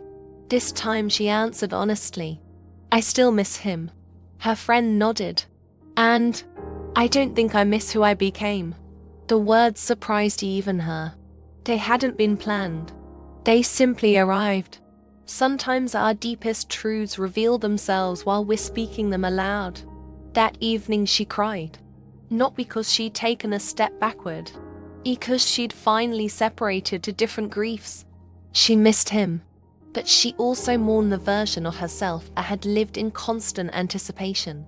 The woman who interpreted silence, measured response times, analyzed every conversation, questioned her own worth whenever emotional distance appeared. She wrapped both arms around herself while sitting on the living room floor. No dramatic breakthrough, just quiet compassion. Perhaps that's what emotional maturity begins to look like. Not becoming harder, becoming kinder toward the parts of yourself that survive by hoping. Across the city, he was changing too. Neither of them knew it. Transformation often happens in parallel, not together. That is one of life's strangest ironies. The timing of healing rarely belongs to both people at once. She stopped imagining future conversations. Stopped rehearsing what she would say if he returned. Stopped constructing imaginary apologies on his behalf. Not because forgiveness had disappeared, because imagination had become another form of emotional waiting. She wanted to live in reality again. Reality included uncertainty, but it also included freedom. There is something beautiful about a woman who has stopped chasing, not because she becomes mysterious, not because she becomes unavailable, because her attention returns to where it has always belonged, her own life. People often misunderstand this shift. From the outside, she appears calmer, less reactive, less desperate. Some interpret that as emotional coldness. In truth, her nervous system has simply stopped living inside survival mode. She no longer mistakes anxiety for love. She no longer mistakes inconsistency for chemistry. She no longer mistakes emotional labor for intimacy. Those distinctions change everything. She began saying yes to things she postponed. A weekend trip with friends. A painting class she'd wanted to try. Sunday dinners with family. Morning runs before work. None of these activities existed to distract her. Distraction avoids pain. Engagement rebuilds identity. There is an enormous psychological difference. One asks, "How do I stop thinking about them?" The other quietly asks, "Who am I becoming?" One rainy afternoon she walked into a bookstore. Without realizing it, she reached toward a novel she'd once planned to recommend to him. Her hand paused. She smiled softly. Then she bought it for herself. Such a tiny moment, almost invisible. Yet something important had shifted. Not every beautiful experience needed to be shared with someone else in order to matter. Some joys could belong entirely to her. Inner voice, "Do you still love him?" "Yes." "Would you still choose him?" Silence. Finally, "I would choose someone who chooses me." The answer carried no bitterness, only clarity. Love had not disappeared. Its standards had simply matured. One evening she found herself standing in front of the mirror. She looked tired, older somehow, but there was a softness in her face that hadn't existed months earlier. Not because life had become easier, because she was no longer fighting herself. For so long she believed that if she loved harder, understood deeper, waited longer, he would eventually become emotionally available. Now she understood something far more liberating. You cannot heal someone by abandoning your own healing. You cannot create emotional safety by sacrificing your own. Love offered without boundaries eventually stops feeling like generosity. It begins feeling like self-erasure. Weeks became months. People around her noticed subtle changes. You seem lighter. You smile differently. You've been glowing lately. She laughed when they said it. They assumed she'd met someone new. She hadn't. She had simply stopped negotiating with emotional uncertainty every single day. Peace has a way of changing a person's face. Then one ordinary afternoon, his name appeared on her phone. No dramatic music, no cinematic timing, just a notification. Her heartbeat quickened. Of course it did. Healing does not erase history. She stared at the screen. Months ago she would have answered immediately. Now, she simply breathed. Not because she wanted revenge. Not because she wanted him to suffer. Because for the first time, she understood that urgency was no longer making her decisions. She read the message. I've been thinking about you. Months earlier those words would have felt like rescue. Now they felt incomplete. Thinking wasn't the question anymore. The question was different. Who had he become while they were apart? Who had she become? Were they still trying to recreate the past? Or were they capable of building something entirely new? Awakening doesn't guarantee reunion. It only guarantees awareness. And awareness changes the questions we ask. She placed the phone on the table, walked into the kitchen, made tea, looked out the window. The world continued exactly as before. Cars passed. Children laughed somewhere outside.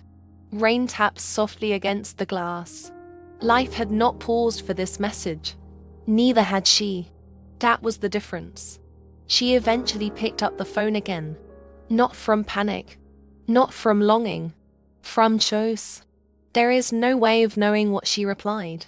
Perhaps she answered. Perhaps she didn't. Perhaps the story continued. Perhaps it ended there. That uncertainty isn't the point. The point is this.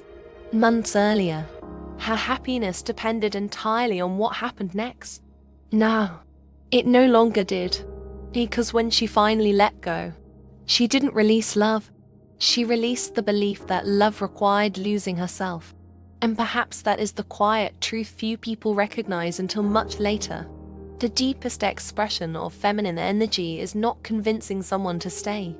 It is becoming so deeply rooted in your own worth that whether they stay or leave, you remain. People often romanticize masculine awakening. They imagine a man waking up one morning with complete clarity. He suddenly understands what he lost. He rushes back with flowers. He delivers the perfect apology. Everything finally makes sense. Reality is rarely that cinematic. Real awakening is usually awkward, confusing, humbling. It strips away certainty before it offers wisdom. And perhaps the most uncomfortable part of all is that it forces a man to witness the gap between who he believed he was and how he actually loved. That gap can feel unbearable, because awakening isn't an upgrade to the ego. It's a dismantling of it. For months, he'd imagined that if he ever understood his mistakes, he would feel relieved. At least then he'd know. At least then the confusion would end. Instead, clarity made everything more uncomfortable. When you don't understand yourself, you can blame circumstances, timing, stress, compatibility, distance, fear. When the understanding finally arrives, those explanations lose their power. You're left facing something much quieter. Your own choices. One morning he stood in line at a grocery store. A father ahead of him was trying to calm his little daughter. She had dropped a carton of blueberries on the floor.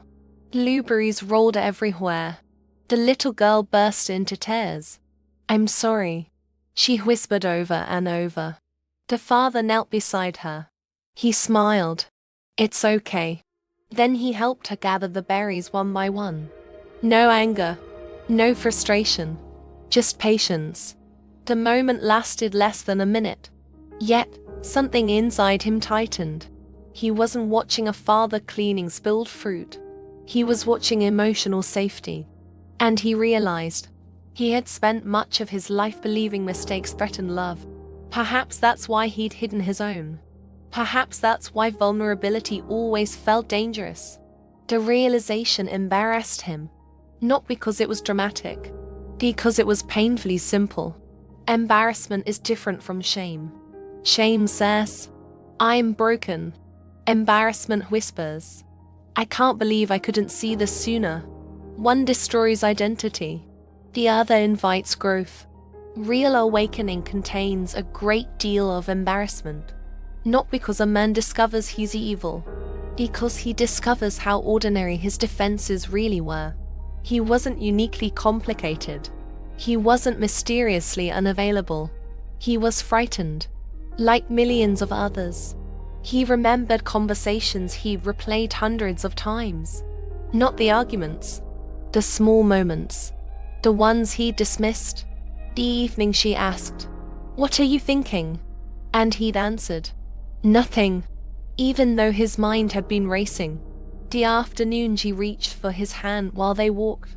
He instinctively let go after a few seconds. Not consciously, automatically. The night she said, "You don't have to handle everything alone." He changed the subject.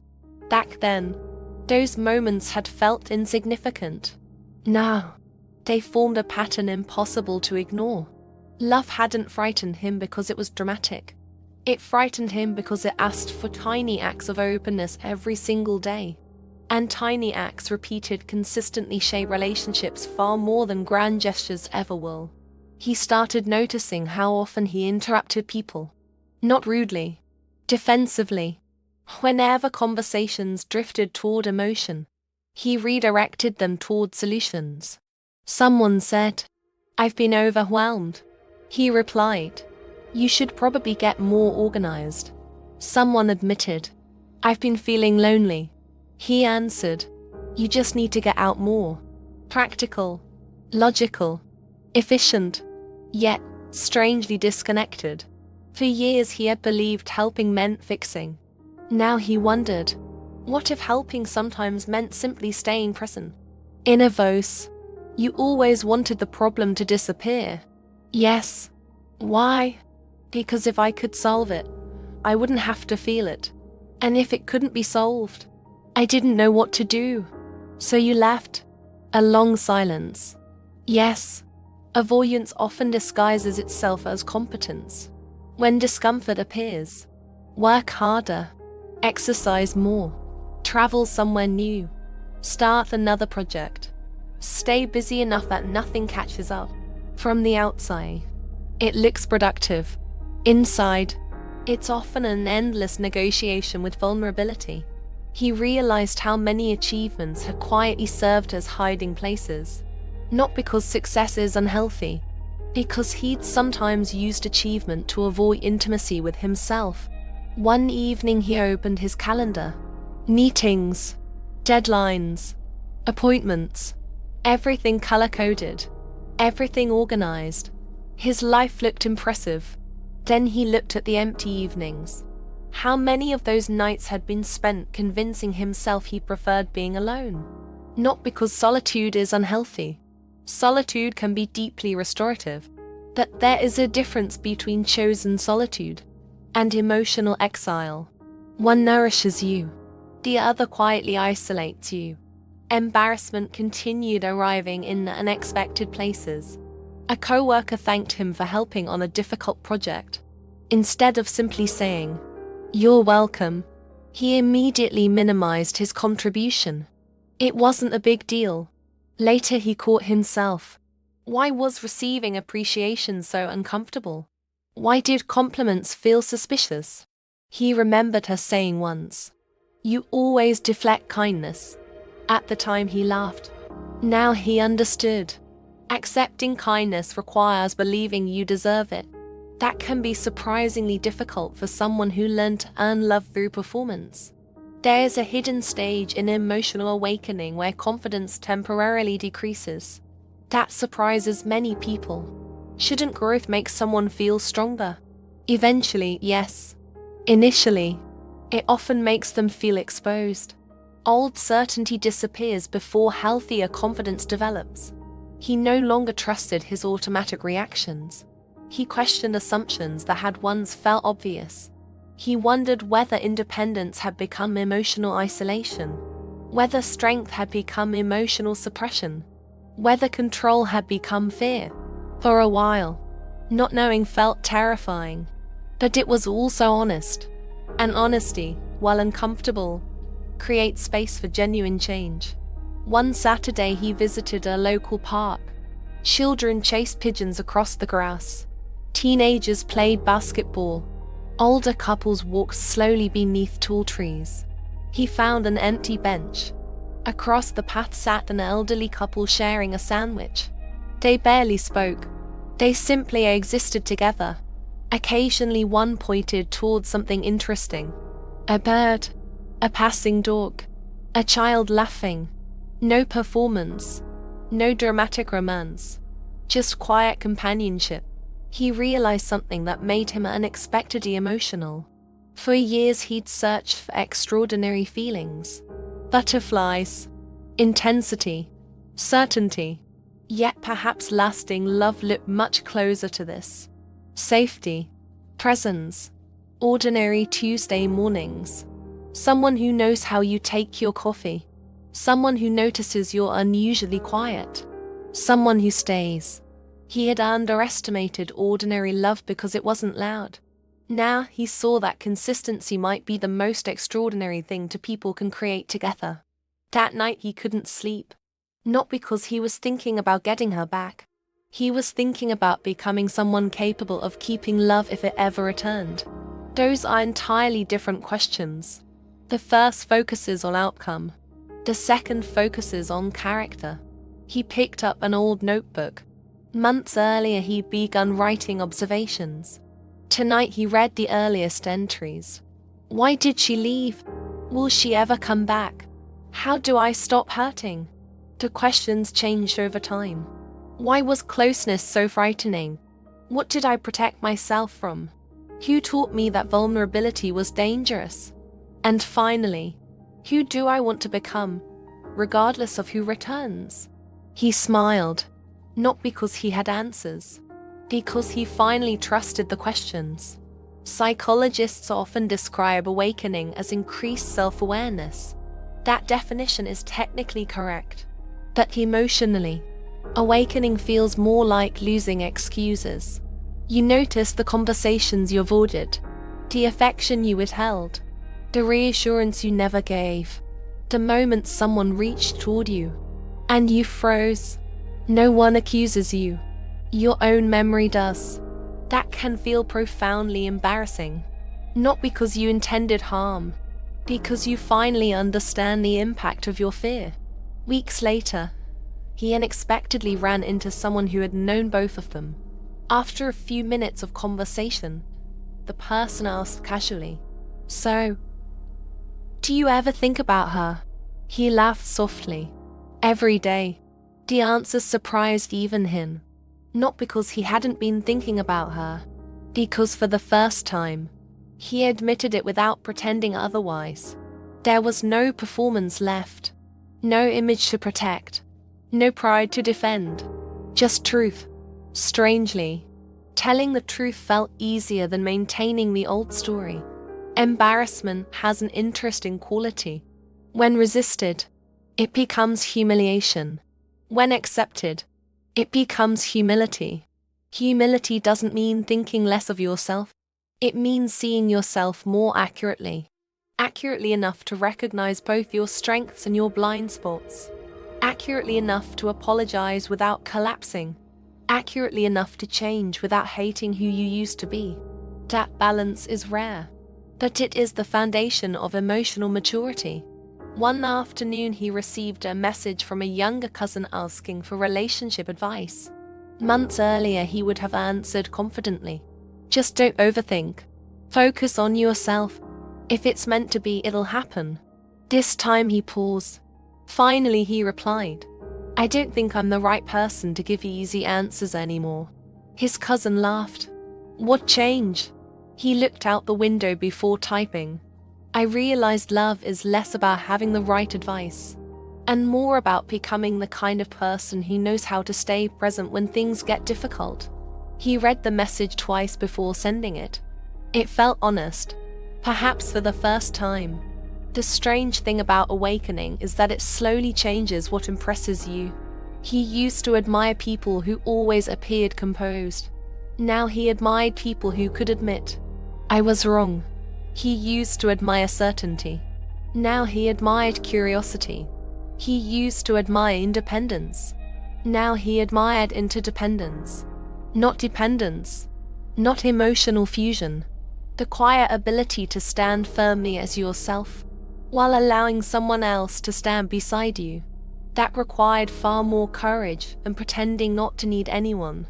One rainy evening he stood outside the apartment where he once lived during college. The building hadn't changed. The staircase still creaked. The hallway still smelled faintly of old paint. He remembered the young man who had lived there. Ambitious, driven, certain that success would solve everything. If he could speak to that younger version now, he wouldn't tell him to work harder, or earn more, or become more impressive. He would simply say, one day someone will offer you the kind of love you secretly wanted your entire life. When that happens, don't mistake safety for boredom. Don't mistake consistency for a lack of chemistry. Don't run simply because being deeply seen feels unfamiliar. Stay long enough to discover that peace can feel strange before it begins to feel like home. As he walked away from the building, rain began falling harder. He didn't rush. For once, he simply kept walking. The cold drops landed on his face. His jacket became soaked. People hurried past with umbrellas. He smiled to himself. Months ago he would have looked for shelter immediately. Tonight, he welcomed the rain.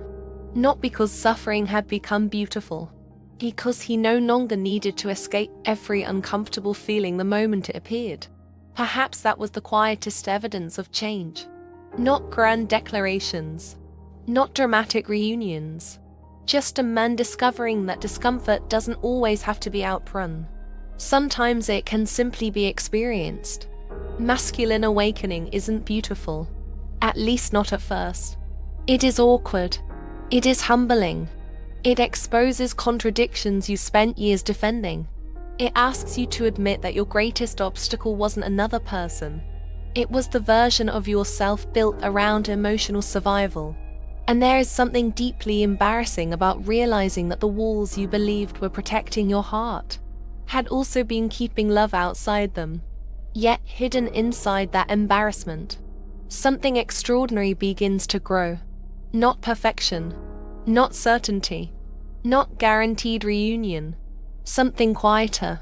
A man who no longer measures strength by how little he feels, but by how honestly he is willing to feel it. Because the most powerful masculine awakening does not happen when a man finally understands a woman. It happens when he finally stops hiding from himself. And that is where real love, whether it returns or arrives in an entirely new form, finally has somewhere safe to live. By now, you may have noticed something unexpected. This was never really a story about a man or a woman. It was never about winning someone back. It was never about decoding mixed signals. And it certainly wasn't about discovering a secret formula that makes another person fall in love. It has always been about something much quieter. The way two nervous systems meet. The way old wounds shape present choices. The way fear disguises itself as independence. And the extraordinary transformation that becomes possible when someone finally stops running from another person and from themselves. If there is one truth that remains after everything else falls away, it is this: feminine energy does not change a man because it persuades him. It changes him because it refuses to participate in the version of him that is disconnected from himself. That distinction changes everything. For a long time, he believed she had been trying to change him. Looking back, he realized she rarely asked him to become someone different. She simply invited him to become more honest, Tell me what you're feeling. You don't have to pretend. It's okay if you're scared. At the time, those invitations felt threatening. Now they felt compassionate.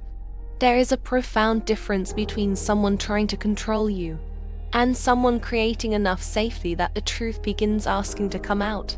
Unfortunately, if you've spent years surviving behind emotional armor, even safety can feel dangerous. Not because safety hurts, because it removes your hiding place. Many people misunderstand feminine energy because they confuse it with behavior. They imagine it as softness, patience, kindness, grace, stillness. Those qualities can certainly express feminine energy, but they are not its essence. Real feminine energy is not a personality. It is a relationship with reality. It does not force. It does not chase. It does not manipulate. It does not abandon itself in order to maintain connection. It tells the truth even quietly. It allows consequences. It remains emotionally open without becoming emotionally self-sacrificing. Perhaps that is why it feels so confronting. It offers love, without rescuing, presence, without control, compassion, without self-erasure. He remembered something she once said during one of their last conversations. I don't need you to become perfect. I just need you to be real. At the time, he heard criticism. Months later, he heard freedom. How much energy had he spent trying to appear composed, capable, unbothered, independent?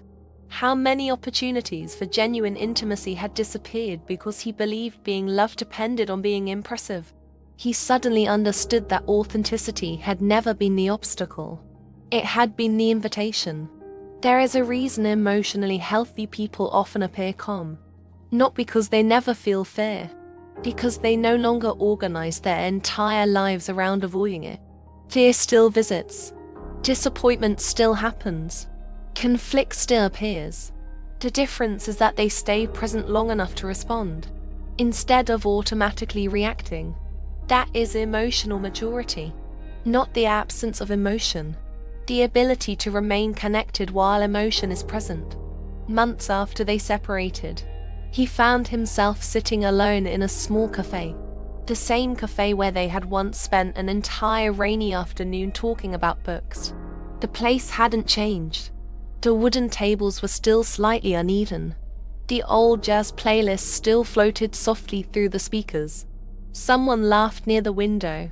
The smell of fresh coffee filled the room. Life continued exactly as it always had. Only he was different.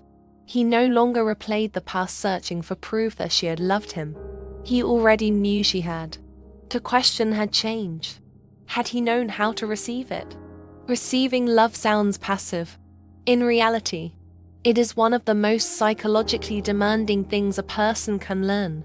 To receive love means allowing yourself to be seen, allowing someone to comfort you, allowing yourself to disappoint them without assuming abandonment, allowing another person to know the parts of you that achievement can never hide. That requires extraordinary courage. Across town, she was changing too. Healing had become less dramatic. She no longer counted the days since they last spoke. She no longer searched for hidden meanings in silence. She no longer measured her worth by another person's emotional availability. Her life had quietly expanded, not because she forgot him, because she remembered herself. She had started volunteering on Saturday mornings. She spent more time with family. She laughed more easily. She cried less often, not because grief had disappeared, because grief had stopped being the center of her identity. There is something deeply beautiful about reaching the point where your life becomes larger than your wound. People often ask, if feminine energy is so powerful, why doesn't it always bring someone back? Because that was never its purpose. Real feminine energy is not designed to produce an outcome. It is designed to produce alignment. Sometimes alignment leads to reunion. Sometimes it reveals incompatibility. Sometimes it leads to people toward entirely different lives. Power is not measured by whether another person returns. Power is measured by whether you remain connected to yourself regardless of what they choose. That is freedom, not emotional detachment, emotional integrity. One afternoon, while walking through the city, he noticed something he would have ignored months earlier. An elderly woman struggled to carry several grocery bags. Without thinking, he walked over. "May I help?" She smiled warmly.